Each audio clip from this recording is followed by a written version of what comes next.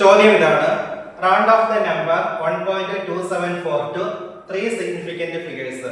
ഈ ഒരു നമ്പറിനെ 3 സിഗ്നിഫിക്കന്റ് ഫിഗർ ഉള്ള നമ്പർ ആക്കി മാറ്റി എഴുതണം. അതാണ് ചോദ്യം. അപ്പൊ നമ്മൾ ഈ ഒരു നമ്പർ 1.247 എത്ര സിഗ്നിഫിക്കന്റ് ഫിഗർ ഉണ്ടെന്ന് മനസ്സിലാക്കണം. അപ്പൊ സിഗ്നിഫിക്കന്റ് ഫിഗറിന്റെ റൂൾസ് അനുസരിച്ച് all non-zero digits are significant. എല്ലാ നോൺ സീറോ ഡിജിറ്റും സിഗ്നിഫിക്കന്റ് ആണ്. അപ്പൊ ഇതിനകത്ത് 1, 2, 3, 4 സിഗ്നിഫിക്കന്റ് ഫിഗർ ഉണ്ട്. 4 സിഗ്നിഫിക്കന്റ് ഫിഗർ ഉണ്ട്. അപ്പൊ ചോദ്യത്തിൽ പറഞ്ഞേക്കുന്നത് എന്താണ്?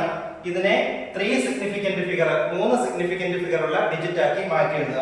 അപ്പൊ 3 നമ്പർ മതി, 1.2, ബാക്കി 4 കൂടെ മതി. അപ്പൊ നമ്മൾ എന്ത് റിമൂവ് ചെയ്ത് കളയണം? ലാസ്റ്റ് ഡിജിറ്റ് 7 റിമൂവ് ചെയ്യണം. അപ്പൊ ഇങ്ങനെ 7 റിമൂവ് ചെയ്യുന്നതിന് നമുക്ക് വെറുതെ റിമൂവ് ചെയ്യാൻ പറ്റത്തില്ല. ആ ഒരു പ്രോസസ്സിനെ പറയുന്ന പേരാണ് റൗണ്ടിങ് ഓഫ് ദ ഡിജിറ്റ് എന്ന പേരിൽ അറിയപ്പെടും.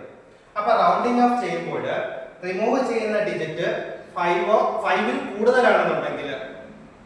കൂടുതലാണെന്നുണ്ടെങ്കിൽ അതിന് തൊട്ട് മുന്നിലുള്ള ഡിജിറ്റ് 4, ആ 4ന്റെ കൂടെ 1 കൂടെ ആഡ് ചെയ്ത് എഴുതുക. അപ്പൊ അതെന്തായിട്ട് മാറും? 4 + 1 5 ആയിട്ട് മാറും. എന്നാൽ മാത്രമേ നമുക്ക് 7നെ കളയാൻ പറ്റത്തുള്ളൂ.